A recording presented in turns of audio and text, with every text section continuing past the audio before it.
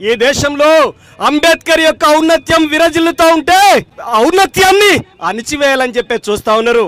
అంబేద్కరే ఈ దేశంలో పుట్టి ఉండకపోతే మాకు ఇప్పటికీ మూతికి ముంతా వెనక తాటాకుండేది. డాక్టర్ బాబాసాహెబ్ అంబేద్కర్ పుట్టడంతో ఈ మనువాదుల మస్తిష్కం మీద కొట్టిండు బాబాసాహెబ్ అంబేద్కర్. ఈ దేశానికి మనుస్మృతి అనేటువంటిది ఎంత దుర్మార్గమైందో చెప్పిండు బాబాసాహెబ్ అంబేద్కర్.